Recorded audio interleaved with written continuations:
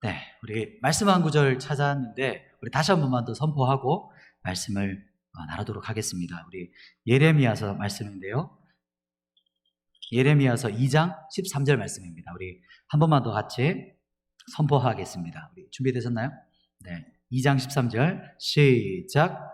내 백성이 두 가지 악을 행하였으니 곧 그들이 생수에 그런데는 나를 버린 것과 스스로 웅덩이를 판 것인데 그것은 그 물을 가두지 못할 터진 웅덩이들이니라. 아멘. 여러분 질문 하나 드리겠습니다. 여러분은 주님을 깊이 알기 원하십니까? 제가 질문 드리는데 한번 자신을 한번 생각해 보십시오. 본인에게 질문해 보세요. 여러분은 주님을 깊게 알기 원하십니까? 오늘 말씀은 정말 깊게 알기 원하는 분들에게 뭐랄까요? 소용이 있는 말씀을 나누려고 합니다. 지난달에 여러분에게 신앙생활의 본질을 회복하는 것에 대해서 나눴습니다. 그것은 경건의 모양, 껍데기는 버리고 진짜 경건의 능력, 본질, 살아있는 것, 그것을 회복해야 된다. 그러면서 마지막에 나눴던 것이 하나님을 향한 사랑이 회복되는 것, 그것에 대해서 나누었습니다. 오늘 본문은 이 신앙의 본질을 회복하기 위해서 우리가 버려야 될 것, 잘라내야 될 것, 무엇을 버려야 하는지, 결국에 우리의 신앙이 회복되는 방법에 대한 걸 그 뒷부분에 나눌 겁니다. 이 두 가지 큰 주제입니다. 이제 영상 준비해 주시면 돼요. 제가 한 5년 전인가 10년 전인가 봤던 영상인데요. 지난주 내내 봤던 영상이 제 머릿속에 계속 또 오르는 겁니다. 그리고 그때 그 내용, 영상에서 봤던 내용, 그리고 영상에 연출되는 어떤 그 픽션들이 계속 마음에 떠오르는데 그 제목이 뭔지 모르겠는데요. 찾을 수 있는 방법이 없어가지고 계속 고민하다가 계속 며칠을 지났는데 결국에 어떻게 했을까요? 네, 찾았습니다. 찾았기 때문에 얘기하겠죠. 그래서 오랫동안 찾아가지고 짧은 영상인데요. 잠깐 한번 보고 그리고 제가 조금씩 한 번 보면 다 아실 수도 있겠지만 또 제가 느꼈던 거, 제가 감동받았던 부분들을 영상을 짧게 보면서 또 나누도록 하겠습니다. 앞에 한번 불 꺼주시고 한번 보도록 하겠습니다.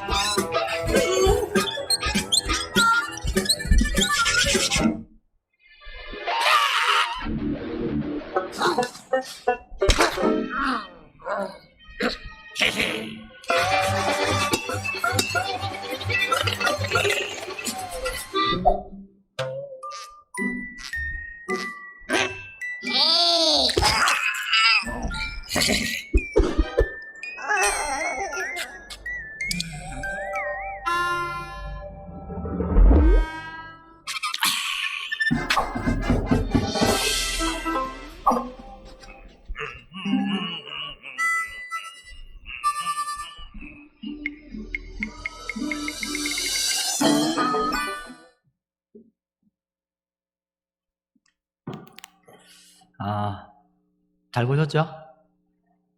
뭔가 느낌이 오시나요? 제가 다시 설명하면서 볼 텐데 영상 한번 계속 띄워놔 주시면 됩니다. 한번 틀어놔 주시겠어요? 네. 설명하면서 이제 바로 틀게요. 사막을 지금 가는 한 남자가 있죠. 지금 사막을 막 걸어가요. 그런데 이제 수통을 들어가지고 물을 마실라 했을 때 어떻게 됐을까요? 지금 좀 나와야 되는데 마시려고 했는데 물이 한 방울 딱 떨어지는데 그게 뭐였죠? 물이 아니고 뭔가 소금 같은 게 툭 떨어져요. 그래서 뱉어내고 막 괴로워하죠. 그래서 물이 없으니까 수통을 혹시 앞에 한번 보여주시겠어요? 네네, 틀어주시면 돼요. 그렇죠, 소리 조금 낮추시고 네, 나네요. 소금을 이제 뱉어냅니다. 그죠? 쭉 계속 진행하시면 돼요. 물이 없으니까 또 수통을 이제 앞에 두고 뭐 하는 거예요? 이제 기도하죠. 제발 물이 좀 생기게 해달라고. 기도를 열심히 하고 이제 응답이 됐겠구나. 그래서 물을 마시는데 안 나오죠. 그래서 화가 나서 던져버리는데 우연히 소꼭지를 발견해요. 그죠? 그래서 막 갑니다. 이제 저기를 가서 뭔가 싶어서 가는데 큰 손이 나타나죠. 막아요. 이곳이 아니고 저쪽이다. 여기로 가라. 이렇게 인도하는 것 같죠? 그런데 마음에 안 들어요. 다시 내려서 자기가 원하는 길로 갑니다. 큰 손이 계속 막죠? 막아도 피해서 가죠. 도망갑니다. 아무리 막아도 절대 멈추지 않고 끝까지 가서 소꼭지를 발견합니다. 그래서 마시려고 틀었는데 강권적으로 이거를 지워버리죠. 근데 이 사람이 멈추지 않죠. 포기하지 않습니다. 사막에서 연장을 챙겨와가지고 어떻게 해요? 막 만들어내요. 급하게 이제 만들어서 자기의 열심을 가지고 수도꼭지를 만들죠. 마지막 이건 엑스트라 등장해서 달팽이가 이제 묶음으로 딱 이제 한 방울이 탁 나옵니다. 한 방울 마시고 어떻게 하죠? 이 사람이 아주 만족해요. 너무 기뻐요. 한 방울에 물 마시고. 그리고 이 손이 안타까워하면서 마지막 저쪽을 비춰주죠. 원래 인도하고 싶었다. 이는 생수가 터져나오는 것. 잠깐 멈추시겠습니다. 본문을 보면서 여러분 이 영상을 왜 보여드렸는지 혹시 아시겠어요? 제가 중간중간에 조금씩 설명을 곁들였잖아요. 본문 말씀을 한 번만 더 보시면 뭔가 연결되는 것을 찾을 겁니다. 한 번만 더 예레미야서 말씀을 선포하겠습니다. 2장 13절입니다. 예레미야 2장 13절 시작. 내 백성이 두 가지 악을 행하였나니 곧 그들이 생수의 근원대를 나를 버린 것과 스스로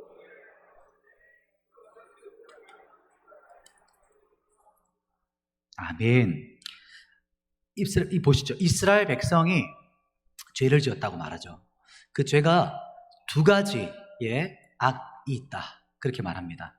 이 두 가지를 성경에서 이렇게 표현하는데 실제로 이 두 가지는 연결되어 있어요. 원인과 결과는 이렇게 연결되어 있습니다. 생수의 근원대를 나를 버린 것. 그분이 누구실까요? 하나님을 말씀하시는 거죠. 주님을 버린 결과가 무엇일까요? 스스로 웅덩이를 파는 겁니다. 생수의 근원을 버리니까 자기 스스로 웅덩이를 파는 것인데 그 웅덩이는 뭐냐면 뒤에 성경이 이렇게 말하죠. 그것은 그 물을 가두지 못할 터진 웅덩이다. 이렇게 성경은 말합니다. 방금 봤던 영상 한번 떠올려 보시겠어요? 한번 생각해 보십시오. 방금 봤던 영상이랑 어떻게 연결되고 있을까요? 어떻게 연결될 수 있을까요? 어떻게든 이 사람이 조금 울리는 것 같은데, 그죠? 수도꼭지를 발견해요, 우연히, 그죠? 그래서 수도꼭지를 향해 계속 가요. 어떻게든 그걸 모으려고. 중간에 손이라는 이 손은 누굴 상징할까요? 그렇죠, 하나님을 상징하죠. 하나님께서 바른 길로 이쪽으로 가. 그러나 봤더니 자기 마음에 안 들어요. 내가 원하는 게 아니에요. 내려와서 자기 갈 길을 또 갑니다. 수없이 길을 막지만 이 사람은 어떻게 해요? 모든 걸 피해서 끝까지 가요. 결국에 어쩔 수 없어서 이제는 수도꼭지를 틀었기 때문에 어쩔 수 없어서 마지막에 그 수도꼭지를 지워버리죠. 하나님께서 강건적으로 못하도록 막으시는 거예요. 그런데도 이 사람이 어떻게 하죠? 정말 불굴의 의지예요. 포기하지 않아요. 사막 한가운데서 연장을 챙겨옵니다. 그래서 자기만의 수도꼭지를 막 만들어내기 시작해요. 열심을 만들죠. 그래서 자기 열심과 열정으로 수도꼭지를 만들어서 딱 틀었더니 어떻게 됐어요? 줌인 해가지고 뭐가 나와요? 수도꼭지 물이 한 방울 딱, 정말 딱 한 방울 떨어지잖아요. 근데 그 한 방울을 이 사람이 딱 맛보더니 어떻게 해요? 와, 너무 막 세상을 다 가진 것 같은 표정과 너무로 스스로가 기특한 거예요. 자기가 너무 잘했던 거예요. 한 방울 맛보고 나서. 이게 무슨 말인지 아시겠어요? 거기서 물이 아예 안 나왔으면 얼마나 좋았을까요? 그죠? 한 방울이라도 안 나왔으면 얼마나 좋았을까요? 그러면 거기서 포기하고 손이 인도할라 했던 곳으로 받겠죠. 근데 한 방울의 물이 나옵니다. 그 한 방울의 물은요, 자기 열심과 자기 의를 가지고 열심을 했을 때 오는 자기 의로부터 오는 자기 만족이에요. 성취감이라는 거예요. 성취감. 어떤 걸 열정적으로 하고 나서 뭔가 일을 이루고 났을 때 성취감으로 오는 거. 딱 한 방울의 물이 떨어집니다. 그것으로 그 사람은 만족해서 돌아가요.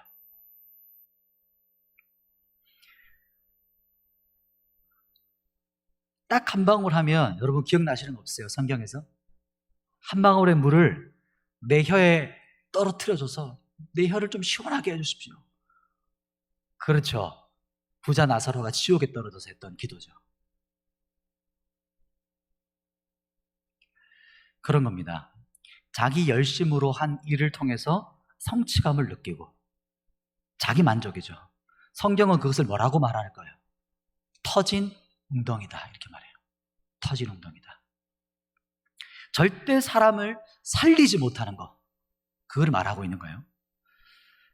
그 한 방울의 물을 위해서, 비유적으로 말하는 겁니다. 이게 한 방울의 물을 위해서 인생 전체를 바쳐서 이래요. 자기 온 인생을 완전히 다 쏟아부어서 그 일을 성취해내는 겁니다. 그래서 결과 한 방울의 물로 인해서 만족감을 느껴요. 그게 성경에서 말하는 터진 웅덩이를 말하는 겁니다. 지금도 이렇게 살아가는 사람이 있을 수 있습니다. 그리고 성경에서는 그 사람들이 누구냐면 이 바리새인과 서기관과 제사장들을 말해요. 그리고 지금은요? 그럼 성경은 옛날 것이고 지금은 상관이 없을까요? 지금 이 시대를 살아가는 현대인을 말하는 겁니다. 엄청나게 바쁘고 분주하게 살아가는 여러분을 말하는 것이고 지금 우리를 말하는 거예요. 어떤 사람이죠? 그 사람의 인생에서 성공을 맛보고 있는 사람들, 뭔가 성취하고 있는 사람들을 말하는 겁니다. 하나님 없이도 뭔가 하고 있는 사람이에요. 그런 현대인을 말하는 겁니다. 이스라엘 나라가 망했던 결정적인 이유, 예레미야가 말하고 있죠. 예레미야는 나라가 망하는 것을 현장에서 목격한 사람이잖아요. 그래서 눈물의 선지자, 민족을 너무 사랑하는데 하나님의 말씀이 그대로 성취될 걸 알기 때문에 눈물로 호소해도 백성들이 돌이킬까요? 안 돌이킬까요? 요동 없어요. 끝까지 갑니다. 끝까지. 왕조차도 절대로 자기의 생각을 굽히지 않아요. 자기 한 번 정한 것은 불굴의 의지를 향해서 달려가는 그 시대의 이스라엘 백성을 향한 예레미야의 선포, 하나님께로부터 받은 선지자의 외침이었습니다. 뭘까요?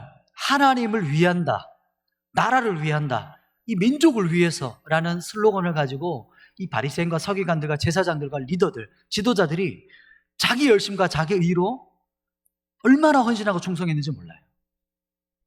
그래서 친바벨론 이 주의자였던 예레미야를 친바벨론, 지금으로 보면 뭐죠? 친일파! 이렇게 외치면서 막 구덩이에 막 집어넣고 감옥에 가두고 막 엄청나게 핍박을 했거든요. 그런데 그것은 사람들의 평가가 아니고 하나님의 평가가 중요했죠. 하나님께서 뭐라고 평가하셨을까요? 그것은 터진 웅덩이를 파는 거다. 그 열심과 충성은 터진 웅덩이를 파는 거야. 이렇게 예레미야를 통해서 이스라엘 백성들에게 하나님께서 말씀하십니다. 정말 열심히 살았어요. 정말 정신없이 최선을 다해요. 그렇게 살아갑니다. 목마른 사람이 지금 사막의 현장에서 얼마나 열심을 다합니까?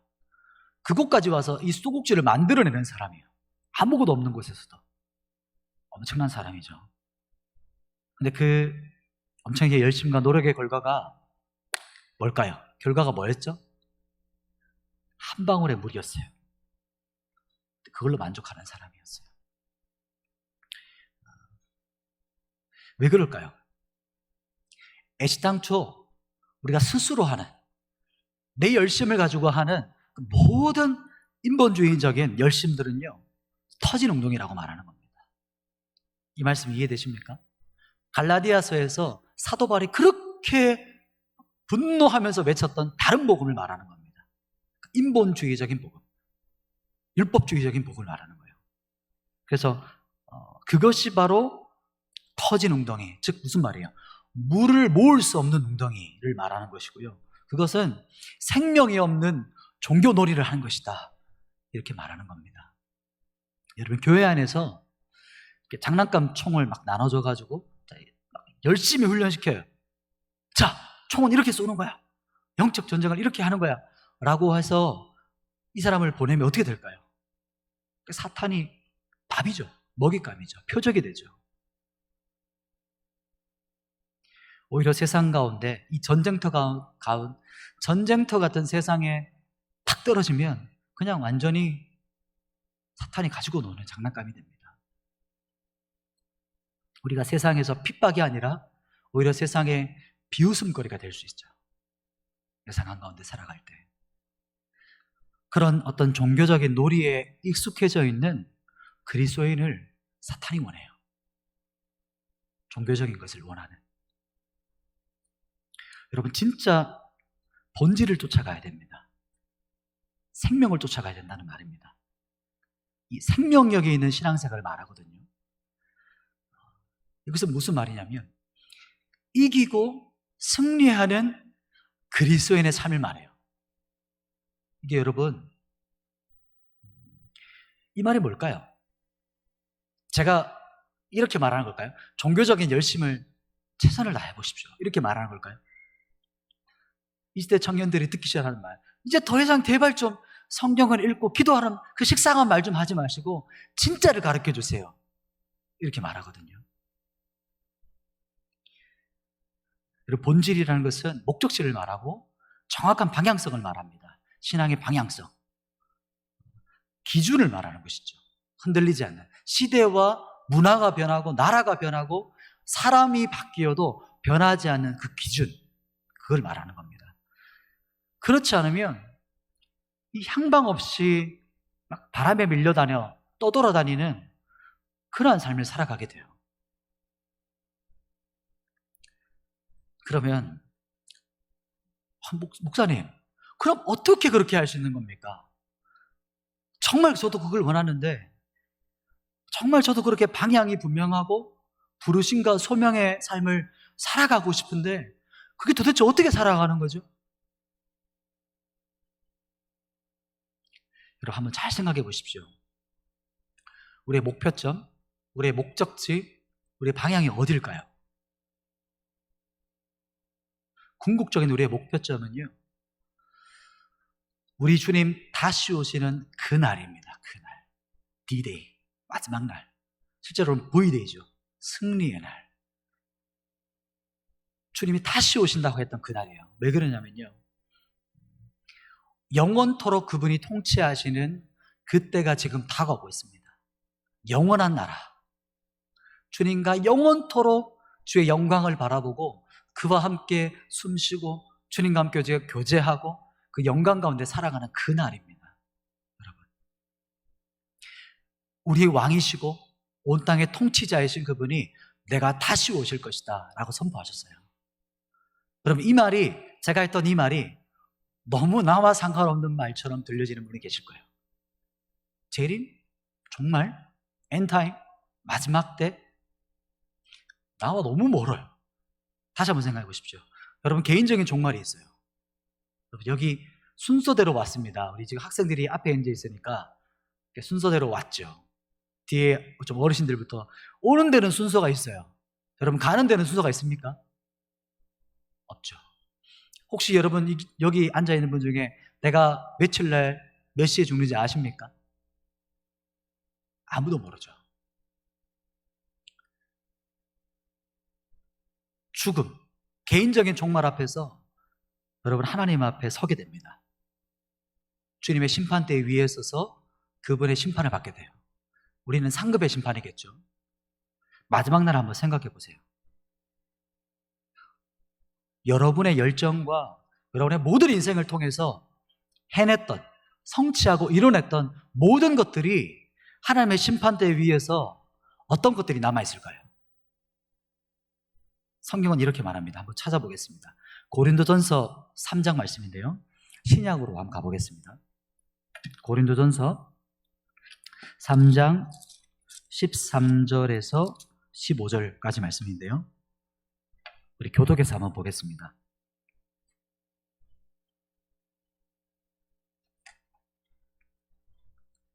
고린도전서 3장 13절에서 15절입니다. 제가 먼저 한 절 선포하겠습니다. 각 사람의 공적이 나타날 터인데 그날이 공적을 밝히리니 이는 불로 나타내고 그 불이 각 사람의 공적이 어떠한 것을 시험할 것임이라.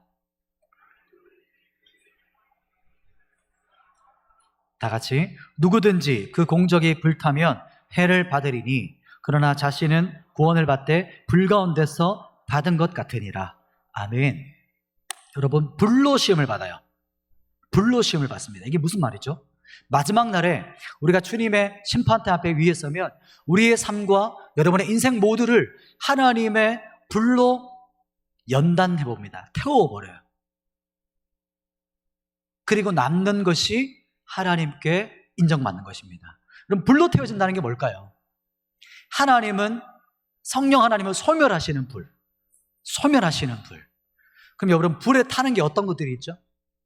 실제적으로 지금 여기 서 있는 이런 나무, 집과 같은 것들 다 불타버립니다. 이거 비유죠, 비유. 그렇게 소멸되어지고 불타버리는 공적이 있다는 거예요. 여러분이 일을 말하는 것이, 일을 많이 하는 것이 중요한 것이 아니고, 인생에서 온갖 것들을 성공으로 성취하더라도 타버리면 아무런 낯색이죠. 아무것도 아니죠. 불에 타는 것들은 이 나무와 집 같은 것들인데, 이것을 뭐라고 말하냐면 육적인 열심을 말합니다. 여러분의 육적인 것들, 자기 영광만 구하는 것들, 내 왕국을 세웠던 것들, 내 열심과 내 노력으로 이루었던 그 모든 것들이 나무와 집과 같이 불타서 흔적도 없이 살아가는 거예요. 죄로 남아버리는 겁니다. 여러분, 세상에 얼마나 많은 일이 있습니까? 얼마나 많은 일들을 해낼 게 많아요. 세상에 우리 현대인들이 얼마나 바빠요. 특히 청년들이 진짜 바쁘거든요. 맞죠? 바쁜 데까지 왔잖아요. 진짜 바쁜 가운데서도 우리 어른들도 이해하시겠지만 여기 있는 모든 사람이 바쁘지만 진짜 그 시간이 생명과 같은 거거든요. 시간을 쪼개서, 자기 시간을 쪼개서 교회에 헌신하고 또 시간을 내어주고 이렇게 예배를 드리는 거잖아요. 어떤 사람은 하루가 25시간 있으면 좋겠다 이렇게 표현한 도 있어요. 야, 네가 그렇게 1시간 쓸 것 같으면 그 1시간 나한테 줘. 내가 그걸 좀 잘 사용할게. 이 세상에 얼마나 많은 일들을 할 게 많은데요. 그리고 또 해야 할 일들이 얼마나 많습니까? 항상 해야 할 일들로 우리가 계속 날마다 치여가고 있잖아요. 그리고 그뿐만 아니죠. 세상에 좋은 일들, 우리가 얼마나 많은 좋은 일들이 할 게 많아요. 24시간이 진짜 부족합니다, 하루가. 그럼 어떻게 해야 될까요? 어떻게 우리가 정말 의미 있는 인생, 인생에 가치 있는 인생을 살아갈 수 있을까요? 방향성, 본질. 어떻게 해야 그렇게 살아갈 수 있죠? 그 길을 말씀을 통해서 한번 살펴볼 겁니다. 우리 두 번째 이제 제 대지인데요. 우리 요한복음 말씀입니다. 앞으로 또 가보시죠. 예수님께서 말씀하신 말씀을 들어보겠습니다. 요한복음 7장입니다. 요한복음 7장 37절 말씀입니다.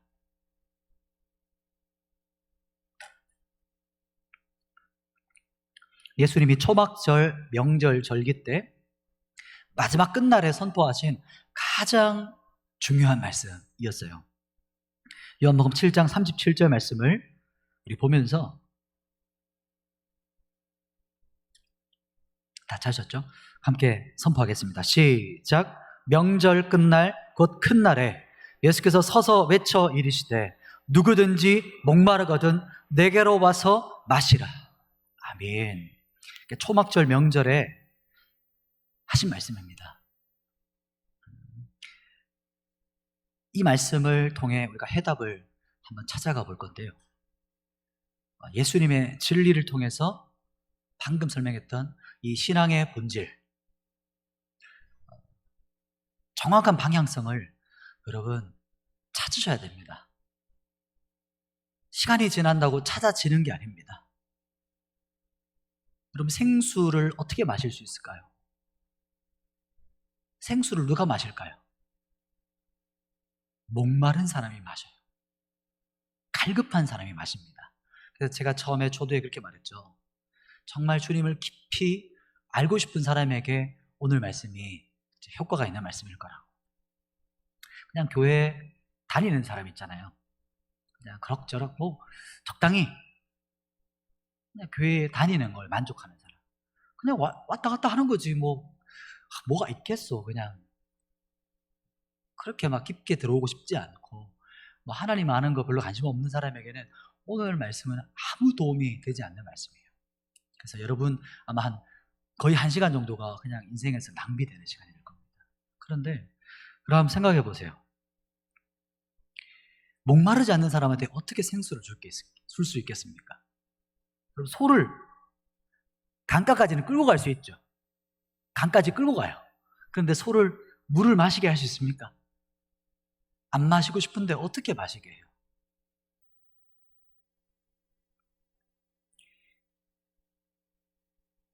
오늘 말씀이 방금 선포했던 이 엄청난 말씀인데도 이 엄청난 말씀은 정말 소수의 사람에게 들려지는 말씀입니다. 누구든지 목마른 자는 내게로 나오라. 누가 나올까요? 목마른 사람이 나옵니다. 목마르지 않으면 나오지 않아요. 들려지지 않습니다. 그냥 그럭저럭 적당히 교회 다니는 사람에게는 하시는 그런 예수님 말씀이 아니에요. 목마르지 않은 사람에게는 물을 마시게 할 수 없죠. 그런데 주님은 이런 사람을 초대하고 있어요. 목마른 사람은 지금 나한테 나와라. 자, 목마른 사람, 성경 말씀에 내가 진짜 했던 말씀을 들어봐라. 이렇게 말씀하고 있어요. 너희 목마른 자들아 다 내게로 오라. 영혼의 갈급함, 영혼의 목마름, 인생에 대한 갈망하는 마음이 있는 자들, 자 들어봐라. 나와라. 그렇게 말씀하시고 초대하십니다. 이렇게 말씀하시는 겁니다. 주님도 우리의 목마름을 근데 아세요. 여러분, 주님이 아무것도 모른 채 그냥 하늘에만 계시다가 우리가 불쌍해서 저 어리석은 저 존재들을 내가 그냥 구원하겠다 이렇게 해서 오라는 것이 아니고, 주님은 우리가 경험한 이 인생에서 느끼는 모든 갈급함과 고통과 모든 것들을 아시는 분이세요. 그럼 공감이 아닙니다. 주님은 그냥 그래 그렇지, 네 마음을 안다, 그게 아니고 주님은 체휼하시는 분이세요. 무슨 차일까요? 직접 체험하신 분이세요. 직접 하늘 영광을 버리시고 그 영광스러운 그분이 이 땅에 몸을 입고 오신 분이세요. 그걸 체휼하신 것이에요. 그게 또 어떤 의미냐면, 우리가 죄를 먹고 마셔서 이제는 그냥 죄 덩어리가 되었어요. 죄가 그냥 됐어요, 사람은. 그러니까 죄를 마시는 게 너무 습관적이고 너무 그게 좋아요. 이게 내 스타일이에요. 그냥 이게 내 원래 사는 습성인데 그것을 주님께서 다 공감하시는 분이세요. 왜 그럴까요? 우리 영상 하나 짧게 보고 그 뒷부분을 또 나누겠습니다. 이 목마름이 뭔지 아시는 분이세요. 한번 들어봐 주시겠어요? 유튜브 다는 아니고요. 중간에 잘라서 제가 줬던 그 영상.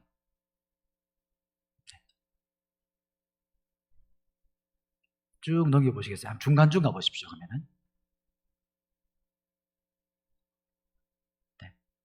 맞습니다. 앞으로 조금 더. 네, 그거 맞네요. 보시겠습니다. 그 우물을 마시면요, 내가 채워줄 줄 알아요. 근데 그대로 마셔서는 내 영혼이 썩어버리기에 하나님께서 어떻게 하십니까? 토해내게 하세요. 주님 것으로 채우시기 위해. 따라서 헤어지게 하세요. 사업이라는 우물에 가서 계속 마시면요, 내가 만족할 줄 알아요. 근데 이대로 가다가는 가정도 산산조각 나도 내 육체도 산산조각 나기에 하나님께서 새로운 곳으로 채우기 위해 사업을 토해내게 하세요. 갈라지게 하십니다. 이 사람만 있으면 행복할 것 같아서 그 사람에게 달려가서 계속 이야기를 하며 내 영혼을 채우는 것에 익숙해져 있어요. 근데 하나님께서 그대로 가서는 그 사람을 의존하게 되기 때문에 정리를 시키세요. 우리 입장에서는 원망의 내용들이에요. 하지만 하나님의 입장에서는 신실하신 약속의 성취입니다. 그래서 우리는 고백합니다. 여호와는 나의 목자시니 내가 부족함이 없으리로다. 내가 원하는 거 다 주셔서 아니에요. 토해내게 하시기 때문에.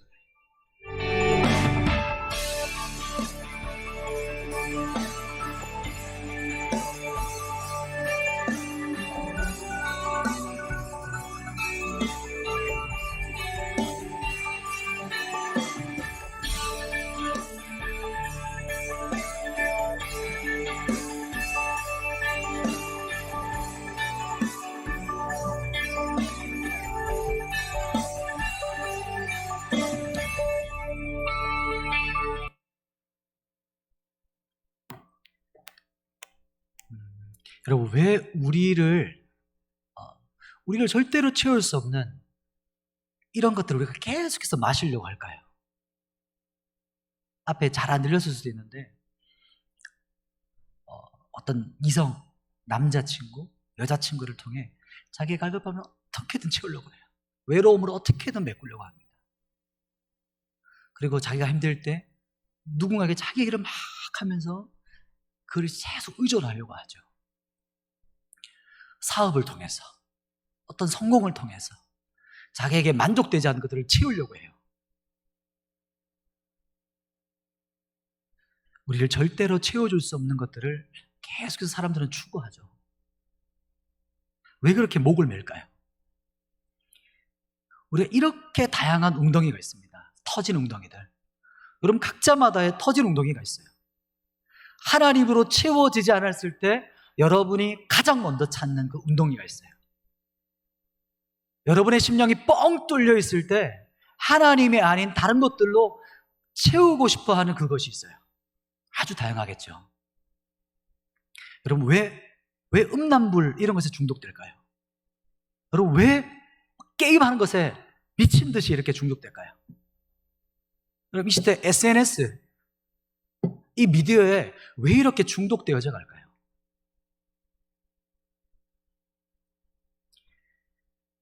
왜냐하면 게임, 음란물, 쇼핑, SNS가 나를 만족시켜 주기 때문이에요. 그게 내 만족이라서 그런 거예요. 그게 내가 누리는 만족이라서 그것을 계속 파고 찾는 겁니다. 계속해서. 어른들에게는 또 어떤 것이 있죠? 돈, 주식, 부동산, 좋은 집, 좋은 차, 어떤 건강, 승진, 어떤 것입니까? 명예죠. 뭔가 성공처럼 보이는 그 온갖 허세들, 명예를 찾아가요. 거기서 내가 어떻게든 만족을 하려고 하는 거예요. 세대만 다를 뿐이지 모두가 다 자기의 웅덩이를 파고 있습니다, 여러분. 그런데 은혜가 뭐냐면 하나님께서 그 웅덩이를 파지 못하게 하는 게 은혜예요. 거기서 네가 만족할 수 없어. 네 평생을 들여서 그 성공을 추구하면 만족할 것 같죠? 절대 만족할 수 없는 터지는 방입니다.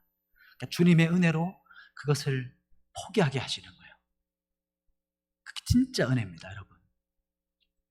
오늘 찬양할 때 너무 이렇게 가사가 너무 좋았습니다. 주님만이 내 상급, 나의 만족 대신은. 여러분, 이 고백할 때 앞에 우리 청년들이 찬양하시잖아요. 그럼 마음 못 느껴보셨습니까? 진짜 이게 내 고백하고 싶어요. 이렇게 막 외치는 것 같은 거예요. 이게 진짜 지금은 아닌데 진짜 이렇게 되는 거 맞죠, 주님? 이렇게 하면서 고백하는 거거든요. 저도 청년 때 그렇게 고백을 했어요. 주님 한 분만으로, 저희 때는 그 시대니까, 나는 만족해. 만족이 안 되는 것 같은데 만족이 되고 싶어요. 이렇게 하는 거거든요. 그 마음 아시겠죠, 여러분? 그럼 교회가 어떤 곳이 되어야 될까요? 청년들은, 우리 모두가 어른들도 다 청년을 때를 지나오셨잖아요. 다 다르지만, 각자가 다 다른 웅덩이를 파왔지만, 다 다르게 여러분, 각자 아주 유니크하게 살아오셨지만, 청년 때 어떠셨습니까? 정말 하나님으로 채워지는 거.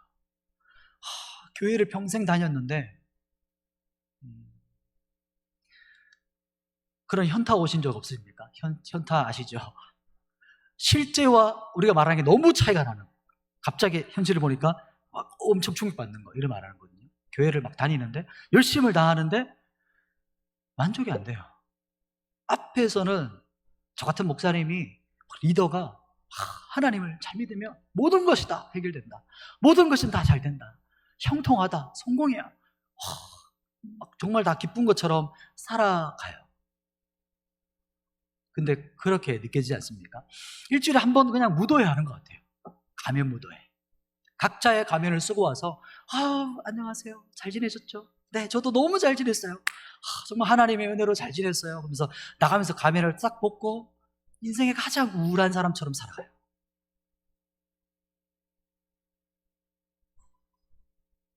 저만 그렇게 생각하는 겁니까, 여러분?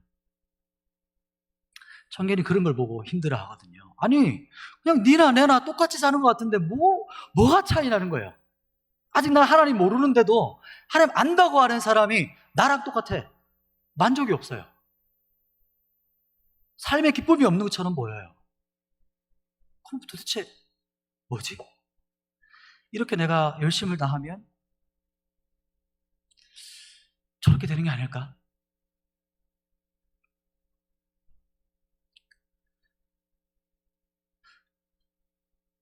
진짜 복음이 있는 걸까? 진짜가 있나? 예수님이 살아계시다고 하는데 진짜 저게 진짜 믿고는 싶은데 안 믿어지는 거야. 진짜 기독교가 진짜이냐, 레알이냐, 경험한 사람이 인자일 거예요. 너 진짜냐 이겁니다. 그게 고민입니다. 청년들의 갈망이죠. 진짜인 사람을 좀 보여주세요. 그게 우리의 고통이죠. 그냥 말로만 위로해주고 잘 될 거야, 앞으로 잘 될 거야, 그걸 원하는 게 아니거든요. 실제적인 걸 원하는 거거든요. 하나님의 영광이 있다면 그게 실제 나와 어떻게 이게 탁 맞아떨어지는 거예요. 하나님이 임재하신다고 말하면 살아있다고 말하시는데 도대체 내 인생에는 왜 하나님이 안 살아계시냐는 거예요. 동행하고 있느냐 말이죠. 여러분, 그거는요, 주님을 경험하셔야 되는 겁니다. 이곳에서 믿음을 쓰셔야 되는 거예요. 십자가가 있죠. 그렇게 평생을 들었던 십자가가 있지 않습니까, 여러분? 평생 복음을 들었죠. 십자가에서 모든 것을 주님께서 이루셨다, 모든 죄값을 치르셨다, 우리의 모든 일들을 주님께서 감당하시고 우리를 향해 충만한 복음, 그 은혜와 생명을 부어주셨다. 팩트예요. 사실이에요. 그럼 그게 나와 무슨 상관이죠? 그 팩트는 그냥 SNS예요. 그냥 인스타예요, 인스타. 그러니까 내가 보고 있는 거예요. 내가 그냥 보는 거예요. 인스타에 음식 떴어요. 엄청난 경치에 풍경이 떴어요. 그냥 사진이죠. 나와 상관이 없는 음식이에요. 나와 상관이 없는 맛집이고 카페인 거예요. 그럼 복음이 내게 돼야죠. 구경하러 온 게 아니고 내게 돼야죠. 그걸 어떤 사람이 마실 수 있을까요? 그게 어떤 사람이 그걸 쟁취할까요? 복음을 어떤 사람이 누릴까요? 생수를 누가 마실까요? 갈급한 사람이 마시는 거예요. 그럼 청년들 멈추면 안 돼요. 계속해서 실패했다고 해서 우리 다음 세대 청소년들 안 된다고 해서 거기서 멈추면 그냥 끝이에요. 그냥 SNS 그냥 맛집 구경하는 거예요. 평생 미디어만 구경하다가 기독교 다른 만족을 찾다가 평생 기독교인처럼 살아가는 거예요, 여러분. 여러분이 믿음을 가지고 이 십자가에서 행하신 주님의 일이 내 것이다. 믿음으로 받아들이고 주님의 임재하심을 내가 안 느껴지지만 내가 믿음으로 그 믿음으로 수납해서 주와 함께 동행하는 거예요. 그리스도께서 나와 지금 실제하고 계시다. 아니 진리가 하나님이 살아계시다고 하셨지? 그러면 지금 내 안에 계시구나. 그게 이 오늘 이 말씀이에요. 누구든지 목마른 자들은 다 내게로 오라. 나를 믿는 자는 그 배에서 생수의 강이 흘러가리라. 나를 믿는 자는 그 배에서 생수의 강이 흘러가리라. 믿음을 쓰셔야 됩니다. 여기서 믿음을 일으키시는 거예요. 믿음으로 주님이 나와 함께 계신 걸 바라보는구나. 지금 어디 계시냐면 내 배. 그 배라는 게 뭐냐면 우리의 가장 깊은 곳을 말해요. 가장 깊은 내면을 말하는 거예요. 여기에 집중할 수 있으셔야 돼요. 진짜 복음을 살아내려면 내 가장 깊은 내면이 어디 있는가? 모든 상황 환경이 바뀌고 막 분주한 그 가운데서도 나의 가장 깊은 영을 말하는 겁니다, 여러분. 이것이 여러분의 생각이 아니에요. 더 깊은 내적 자아를 말하는 거예요. 내 깊은 곳에 거주하시는 성령 하나님을 말하는 거예요. 그래서 오늘 말씀이 아주 소수의 사람에게 효과가 있다 했잖아요. 여러분, 영이 있다는 것을 아십니까? 여러분의 깊은 내면이 있으세요. 그것에 집중할 때 내 안에서 성령님이 계속해서 생수의 강이 뭘까요? 생수의 강이 뭘까요? 이것은 샘물을 말하는 겁니다. 샘물. 무슨 말이라고요? 샘물. 샘물 혹시 아시나요? 그냥 물을 이렇게 받아놓은 생수통이 아니고요. 샘물은 우리나라에도 샘근원이 있잖아요. 샘근원. 예레미야 말씀에 생수의 근원된 나를 버렸다. 이 말씀이시죠. 이 말씀과 이 요한복음이 연결되는 거예요. 이해되시죠? 생수의 근원이라는 것은 물이 어떻게 하는 곳일까요? 솟아나는 곳이에요. 우리 태백에도 물이 계속 솟아나거든요. 그게 물근원이라고 합니다. 물근원. 거기서부터 물이 계속 쏟아나요.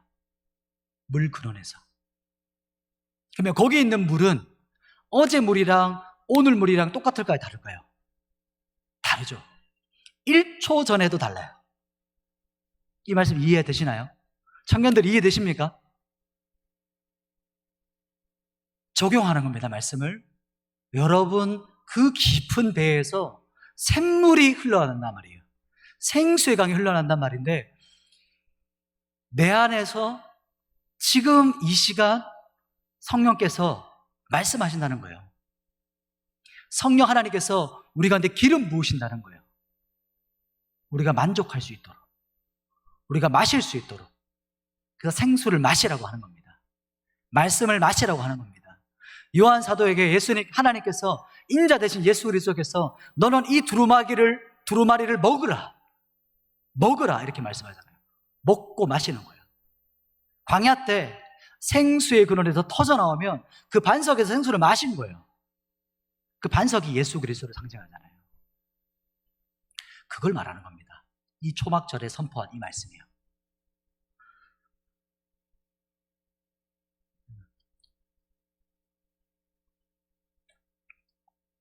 그리고 복음은 이 생수를 주신다 하신 분이 누구시죠? 예수 그리스도. 요한복음은요, 처음부터 계속 끝날 때까지 21장 넘어갈 때까지 이 물에 대한 게 나와요. 생수. 예수님께서 십자가에 죽으실 때 마지막 창을 찔리시죠? 진짜 죽었는지 확인하기 위해서 로마 병사가 밑에서 확 심장을 찌르죠. 그때 뭐가 쏟아 나왔죠? 피와 물이 쏟아져 나왔죠. 피와 물이 쏟아져 나왔습니다. 근데 예수님께서 십자가에서 죽으실 때 요한복음에도 나오죠. 요한복음에 내가 뭐라고 하셨죠? 내가 목마르다 이렇게 하시거든요. 내가 목마르다. 제가 건너뛰어 버렸는데 아까 주님께서 체휼하셨다 그랬죠. 체휼. 이게 무슨 의미일까요? 직접 체험하셨다 그랬잖아요. 우리의 죄를. 그게 무슨 말이냐면 주님께서 죄를 직접 체험하셨어요. 죄를 짓지 않으셨지만 죄를 감당하신 겁니다. 몸소 체험하셨어요. 그 말은 그분이 이 땅에 오셔서 우리처럼 배고프셨을까요? 안 고프셨을까요? 안 고프셨을까요? 배가 고프셨어요. 그분이 피곤하셨을까요? 안 피곤하셨을까요? 우리처럼 걸어다니며 이렇게 피곤해요. 이 시간 되면 털썩 주저앉으셔. 사마리 여인은 우물가에 앉을 때 털썩 주저앉으셔가지고 엄청 피곤한 분이셨어요. 우리 모든 질고를 몸소 경험하셨어요. 인격이신 예수님. 그리고 결정적으로 십자가 그곳에서 주님은 우리의 목마름을 경험하셨어요. 목마름을. 그 목마름은 이런 육적인 목마름을 뛰어넘는 거예요. 여러분, 예수님이 반석이시잖아요. 생수의 근원이시잖아요. 생수의 근원 되신 분이 십자가에서 뭐라고 말씀하는지 아세요? 내가 목마르다 이렇게 말씀하셨어요. 아니 도대체 생수를 주신다고 했으면서 자기가 생수 목마르다니 이게 무슨 말이에요? 생수를 주신다는데 자기가 목마르다 하셨어요. 죄가 없으신 분이 죄가 되신 겁니다. 죄가 없으신 분이 죄 자체가 되신 거예요. 이렇게 말하면 목사님 예수님이 죄라고 하시면 됩니까? 그럼 위험한 발언을 하시면 됩니까? 이렇게 생각하실 분이 계실 겁니다. 말씀이 있어요. 같이 찾아보겠습니다. 고린도 후서 말씀입니다. 고린도 후서 5장 21절. 그분이 죄가 되셨다라고 성경에서 분명하게 말해요. 그 현장이 십자가입니다, 여러분. 5장 21절 찾으셨습니까? 고린도 후서 5장 21절 291페이지입니다. 같이 선포하겠습니다. 시작. 하나님이 죄를 알지도 못하신 이를 우리를 대신하여 죄로 삼으신 것은 우리로 하여금 그 안에서 하나님의 의가 되게 하려 하심이라. 성경 찾으셨죠? 뭐라고 말하죠? 하나님께서 죄를 알지도 못하신 그분이 누구십니까? 예수 그리스도를 우리를 대신해서 뭐로 삼으셨대요? 죄로 삼으셨어요. 죄 자체가 되신 거예요. 죄가 되신 겁니다. 그분이. 죄가 되신 그분이 외치신 거예요. 내가 목마르다. 이 목마름이 뭘까요? 죄로부터 오는 목마름이에요. 하나님하고 단절됐을 때 오는 목마름이에요. 하나님으로부터 멸망의 진노를 받게 되는 그 자리에 있을 때 오는 목마름. 여러분이 지금 우리가 누리고 있는 그 목마름입니다. 하나님으로 채워지지 않을 때 평생 우리가 겪게 되는 그 단절, 그리고 하나님과의 끊어진 관계. 예수님은 더 심각하죠. 모든 인류의 죄가 예수님께 어떻게 되고 있습니까? 지금 십자가에서 전가되고 있는 거예요. 여러분의 모든 죄들이, 인류가 지었던 모든 죄악들이 그 예수님의 작은 몸 안으로 다 전가되고 있어요. 우리는 이해할 수조차 없죠. 왜 그럴까요? 우리는 죄를 먹고 마시는 존재이기 때문에 그 말이 무슨 말인지 몰라요. 죄가 너무 친숙하기 때문에 그런갑다라고 하시죠. 그런데 예수님은 단 한 번도 죄를 경험해보지도 죄가 무엇인지도 모르시는 분이 그 십자가의 현장에서 그냥 죄가 되신 거예요. 그로부터 받게 되는 그 엄청난 그 충격과 고통인 것이죠. 여러분, 인류가 지었던 모든 죄들을 한번 생각해 보세요. 아니, 여러분이 지은 그 극악무도한 죄를 생각해 보세요. 그걸 다 지금 예수님이 같이 체험하고 계세요. 가장 잔인한 죄악들을 예수님이 그것을 지금 십자가에서 다 느끼고 계시는 거예요. 그 죄악들을요.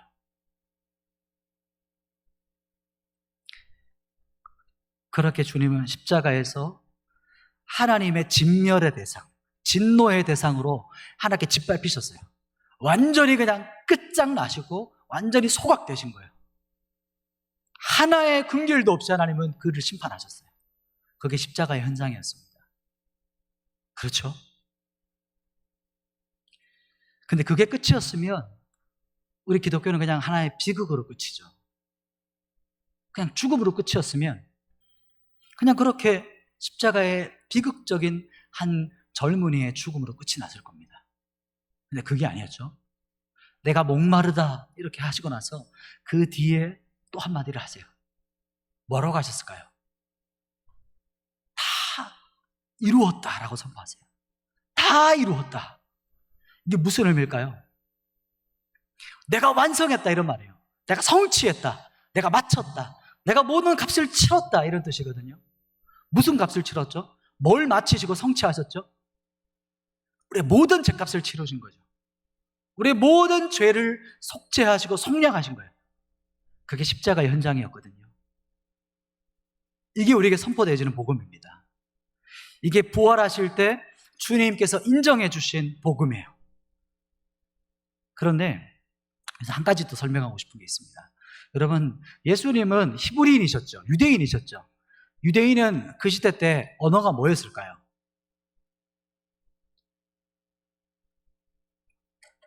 한국 사람 무슨 언어를 쓰죠? 한국어 쓰시죠. 그럼 히브리는요? 히브리어를 썼겠죠. 맞습니다.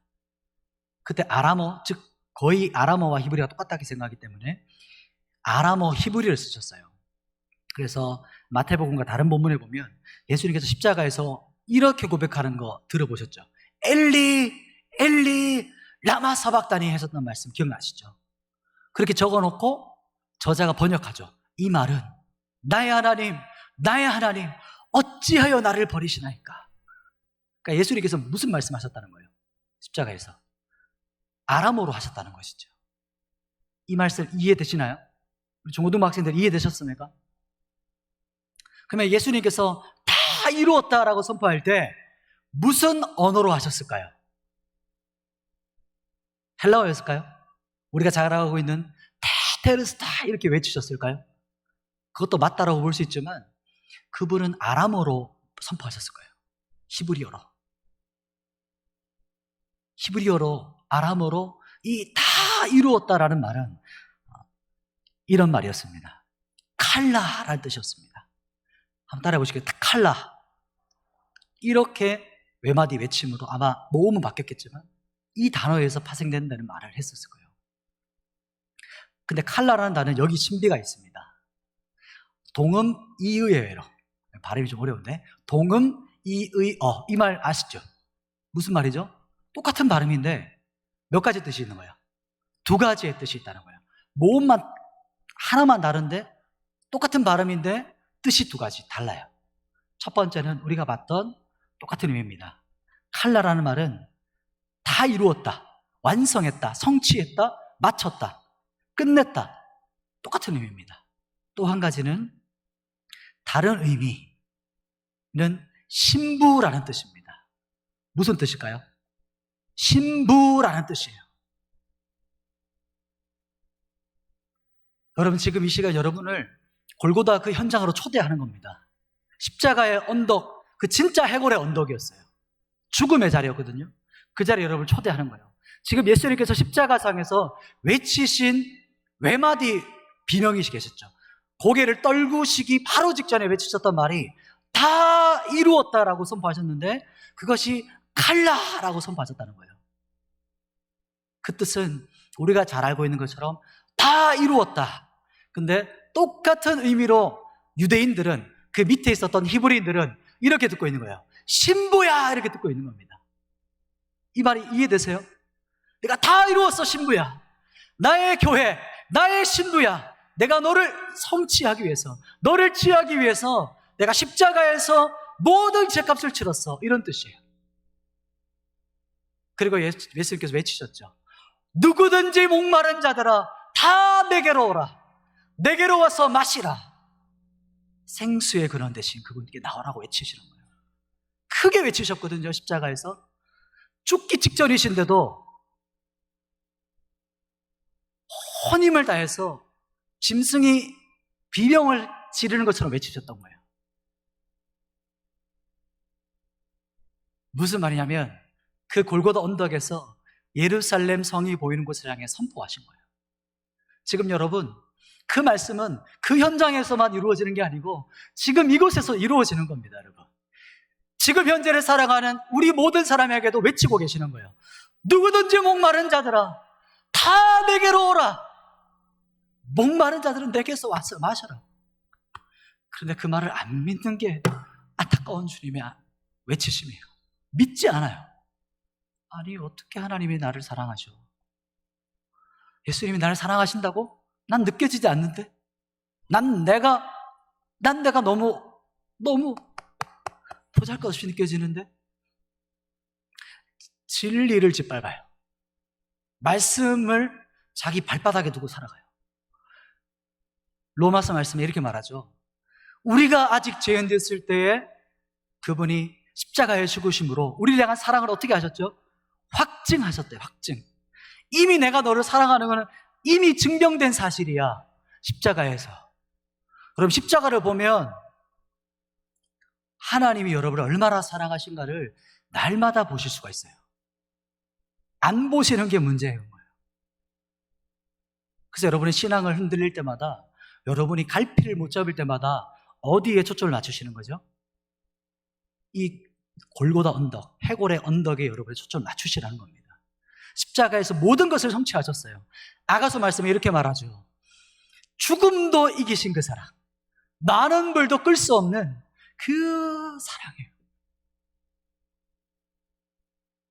근데 이 진리는요, 소수의 사람이 그 생수를 마셔요. 진짜 믿는 사람이 마신다는 것이죠. 그런 인류사, 우리 교회사 가운데 그런 어떤 극소수의 주님과 정말 친밀하게 살았던 그런 정말 사람들이 있어요. 엄청 깊은 주님과의 내면과의 관계와 동행을 경험했던 분들이 있어요. 여러분, 그런 책들을 보셔야 됩니다.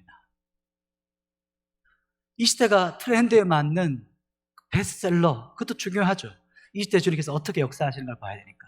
그런데 아주 고전들이요, 500년 전, 1000년 전, 적어도 100년 전에 쓰여졌던 그 믿음의 정수를 가지고 있는, 진짜 생수를 마셨던 믿음의 사람들의 책들을 보시면서 이분들이 똑같이 그때 이렇게 하나님을 경험하고 살았구나.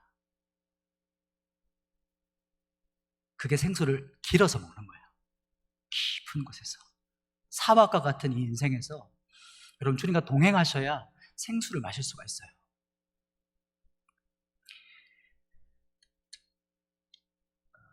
십자가에서 행하신 이 놀라운 구원 있죠. 방금 제가 선포했던 이것을 제가 선포했지만 여러분은 그냥 또 SNS로 보는 겁니다. 여러분의 눈으로 보는 거예요. 눈욕입니다. 눈욕이 그냥. 이게 어떻게 내 것이 되느냐가 중요하잖아요. 아닙니까? 그냥 저분이 저렇게 사는 게 중요한 게 아니고 내가 그렇게 사시는 게 중요하잖아요. 왜냐하면 하나님은 매뉴얼이 아니세요. 하나님은 인격이시기 때문에 여러분 한 사람 한 사람과 만나는 방법이 다 달라요. 여러분 인생을 다 다르게 살아오셨잖아요. 근데 왜 다 똑같이 신앙생활 하려고 그러세요? 하나님은 1대1로 만나고 싶으신데, 여러분도 친구들과 관계할 때 이 친구랑 이 친구랑 똑같이 관계하십니까? 똑같이 정해진 스케줄이 있으세요? 그때그때 다 다르잖아요. 깊이가 다 다르잖아요. 주님과도 그런 거예요. 여러분의 인생이 다 독특하세요. 한 사람 한 사람하고 주님은 관계하고 싶으신 거예요. 이렇게 많은 사람이 앉아있지만 하나님은 이렇게 무리로, 뭉텅이로 만나주신 게 아니고 한 사람 한 사람, 인격 대 인격으로 만나는 겁니다. 하나님은. 진짜 복음의 만족을 누리려면 여러분 복음을 마셔야 됩니다. 복음을 먹으셔야 돼요. 여러분 인격화시키셔야 돼요. 여러분 것으로 먹으셔야 됩니다. 여러분 시간이 간다고 되는 게 아닙니다. 시간이 가면 포장을 잘해요. 나이가 들면 터진 웅덩이가 터진 웅덩이 아닌 것처럼 만들어가요. 평생 주님 믿는 것처럼 살았다가 마지막에 인생이 허무했다 이렇게 고백하고 싶으십니까? 진짜 생수를 여러분 마시셔야 돼요. 생명이 여기 있어요, 여러분. 생명이 성경에 있고 주님께 있어요. 여러분 이거 기억하셔야 되고 이거를 끈기를 가지고 믿으셔야 됩니다. 포기하지 마시고. 믿음으로 내 것으로 만드는 겁니다, 여러분. 죄사함, 구속함, 동행, 이 문자들을 실제 내 내면화로 시키는 거예요. 동행하시면서. 찬양도 마찬가지입니다, 여러분. 찬양도 믿음으로 하는 거예요. 그냥 허공에 내 혼자 소리를 내는 게 아니고 허공에 내 혼자 찬양하는 것처럼 느껴질 수 있겠죠. 우리 예배팀들. 근데 그때 무엇을 사용하는 거냐면 믿음으로 지금 내 찬양을 주님께서 받고 계시는구나. 이런 고백이에요. 주님께서 내 인격적인 나의 고백을 주님께서 받아주시고 들어주시는구나. 이것을 믿는 거예요, 여러분. 이게 주님의 임재 안으로 들어가는 물입니다. 믿음의 마중물이라고 하는 거예요. 펌프해가지고 하는. 마중물을 붓고 생수가 터져나오는 거예요. 예배 때. 그래서 여러분 동행한다는 것은 여러분 깊은 영 안에서 날마다 인도하시는 누구에게 주목하는 걸까요? 주님께 주목하는 거예요. 내 자아, 내 생각과 내 욕심과 내 모든 욕망들에게 막 이 시크릿이 말하는 것처럼 우주의 힘을 가진 너에게 집중해. 이게 아니에요. 무슨 말인지 아시겠어요? 모든 자기계발서의 텍스트 같은 시크릿 같은 책이 있잖아요. 우주의 힘이 여기 있습니다. 너는 잘할 수 있어. 너는 할 수 있어. 너는 이길 수 있어. 너는 엄청난 사람이야. 그게 아니고 하나가 빠졌죠. 성령 하나님이 우리 안에 계시니 우리가 할 수 있는 겁니다. 성령 하나님을 의지할 때 우리는 연약하지만 그분은 하실 수 있는 거예요. 그게 복음으로 살아가는 겁니다. 우리 예배팀 한번 도와주시겠어요? 기독교는 인격입니다. 이걸 자격하셔야 돼요. 기독교는 매뉴얼이 아니에요. 기독교는 정해놓은 어떤 규칙이 아니에요.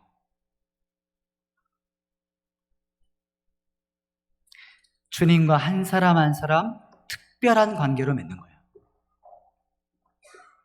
그렇게 많은 신앙의 선배들, 요즘 저는 이제 잔드경이라는 분의 예수님을 깊이 체험하기 이런 책, 진 에드워드, 많은 사람에게 그리고 우리 또 누구시죠? 죄죽이기, 존 오웬 이런 분들 있잖아요. 아주 깊은 에이든 토저 같은 이런 분들 책을 보셔야 돼요. 깊이 있는 책들. 한 번 읽고 버릴 만한 책 말고 진짜 말씀의 정수를 씹어 먹을 것 같은 책들 있잖아요. 한 구절, 한 문장 읽고 이해될 때까지 한 문장을 계속 묵상하시는 거예요, 여러분. 그게 깊은 성경 묵상이에요. 아가서 한 절 읽고 그것이 여러분 내면화될 때까지 계속해서 그 앞에 머물러 있는 겁니다. 주님 나를 사랑하신다고? 실제가 될 때까지. 로렌스 형제처럼 부엌에서도 하나님의 임재의 의식을 가지고 날마다 훈련하고 주님께 요리하면서 예배했던 사람. 그 시대에 감독자, 리더들은 아무도 지금 우리가 기억하지 못하지만 부엌에서 일했던 그 로렌스 형제는 지금도 우리가 기억하고 있어요. 주님과 친밀히 동행했던 사람. 여러분 이 시대에 어떤 사람을 여러분 기대하고 찾고 계세요? 여러분은 어떤 사람이 되고 싶으세요? 여러분은 롤 모델이 누구십니까? 지금 이 시대의 사람 말고 엄청나게 옛날 사람들을 롤 모델이 잡으셔야 돼요. 지금은 완전히 그냥 하향 평준화되어 있는 겁니다. 저 같은 사람이 앞에 와서 설교를 하고 있잖아요. 그냥 밑바닥의 사람끼리 같이 허적거리고 있는 거예요, 우리가. 말씀을 정리하겠습니다. 여러분의 목마름은 무엇입니까? 여러분은 예수님이 깊이 알고 싶으세요? 여러분은 어떤 것으로도 채울 수 없는 그 고통과 목마름이 있으세요? 덮어놓고 믿고 계시진 않습니까? 여러분, 진짜 생수를 맞으셔야 됩니다. 터진 웅덩이는 여러분에게 주는 것은 딱 한 방울의 물을 줘요. 여러분을 계속해서 채찍질할 만한 한 방울의 물. 평생을 바쳐서 해봐라. 그러나 주님이 주시는 생수는 매일마다 솟아나는 샘물이에요, 샘물. 여러분의 깊은 영 안에서 만족을 줘요. 그 만족만이 여러분이 터진 웅덩이를 찾아 헤매지 않게 만들어요. 오랫동안 여러분 생수를 마시지 못한 분들이 계십니까?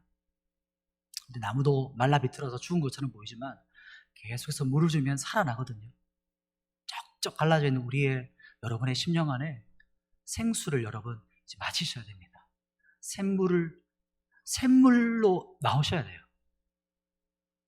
터진 웅덩이에서 호적거리지 마시고 예수 그리스도 십자가 골고다 언덕에서 내가 반석이라 내게로 나오라. HC는 십자가의 음성에 귀 기울이시고 듣는 것으로 만족하지 마시고 여러분 삶에서 실행하셔야 됩니다. 이제 여기를 나가셔서 시작되는 거예요. 부엌에서 시작되는 것이고 여러분의 삶의 현장에서 시작되는 거예요.